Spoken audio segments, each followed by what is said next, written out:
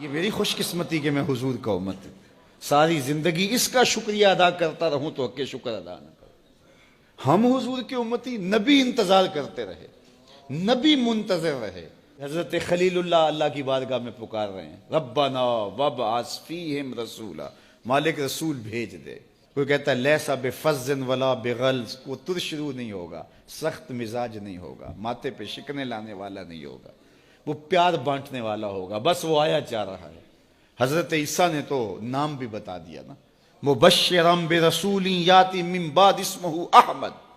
لوگوں میں جا رہا ہوں، چلو نام بھی بتا دیتا ہوں، میرے بعد جو آنے والا اس کا نام احمد ہوگا. نبی انتظار کرتے رہے، 12 نبیوں نے انتظار کیا حضور کی امت میں ہونے کے لیے، تمنا کی. نستورہ راہب انتظار کرتا رہا، بحیرہ راہب انتظار کرتا رہا.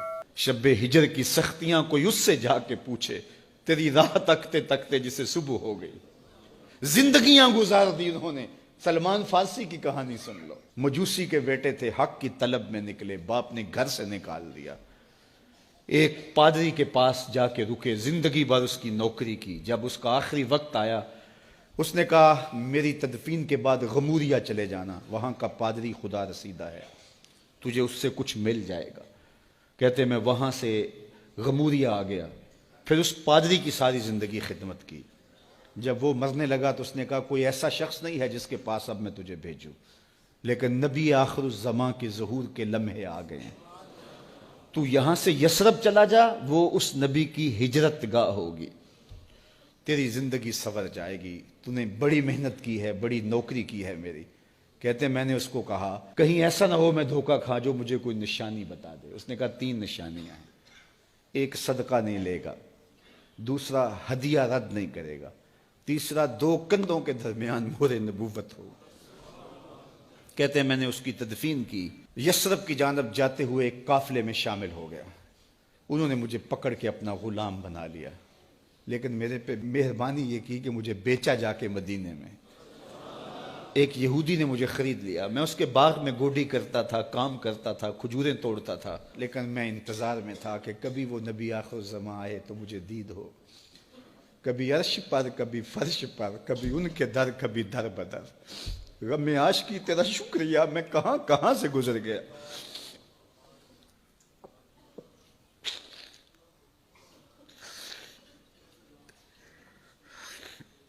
کہتے ہیں ایک دن میں اپنے باغ میں کھجوریں توڑ رہا تھا کہ ہواؤں میں مستی پیدا ہو گئی اور ہر سمت سے طلع البدر علینا کی صدائیں گونجنے لگیں.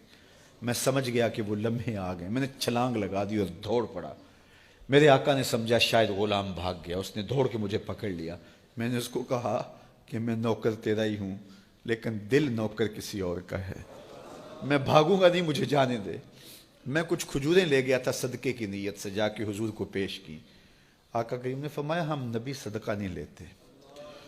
کہتے ہیں نشانی ایک پوری ہو گئی. کہتے ہیں کہ میں کچھ دنوں کے بعد اور کھجوریں لے گیا اور میری نیت ہدیہ کی تھی. میں نے پیش کی، حضور نے قبول فرما لی. لیکن میں بھی کہتا تھا تیسری نشانی بھی پوری ہو لے تو پھر مانوں گا. اور وہ کیا تھی؟ 2 کندھوں کے درمیان مہر نبوت. کہتے ہیں ایک دن حضور میرے باغ میں آئے اور آقا کریم نے اپنے مبارک کندھے پہ چادر رکھی ہوئی تھی اور چادر کی اوٹ میں مہر نبوت چھپی ہوئی تھی. اور میں پیچھے ہو کے دیکھتا تھا اور میری آرزو یہ تھی کہ کوئی تیز جھونکا ہوا کا آئے اور چادر ہٹ جائے اور میں مہر نبوت کی زیارت کر لوں. حضور میرے ارادہ قلب سے آگاہ ہوئے. فَأَلْقَى إِلَيَّ رِدَاءَهُ. حضور نے چادر اتار کے میری جانب پھینکی اور پھر ایسے رخ کر کے فرمایا انظر الی ما امرت بہ.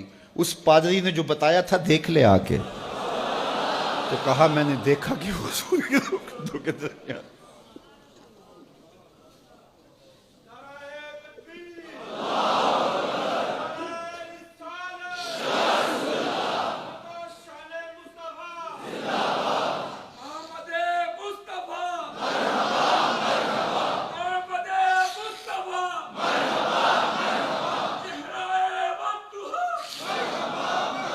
شب ہجر کی سختیاں کوئی اس سے جا کے پوچھے، تیری راہ تکتے تکتے جسے صبح ہو گئی.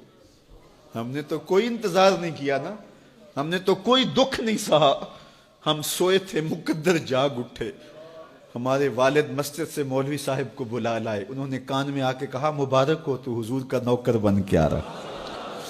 میرے والد گرامی ایک شعر جھوم کے پڑھا کرتے تھے, محمد جانے جانا ہے پیغمبر ہو تو ایسا ہو, رسولوں کی بشارت سے مبشر ہو تو ایسا ہو, امر توقیر کا سب کو موکر ہو تو ایسا ہو, کیا ہم کو غلام ان کا مقدر ہو تو ایسا ہو.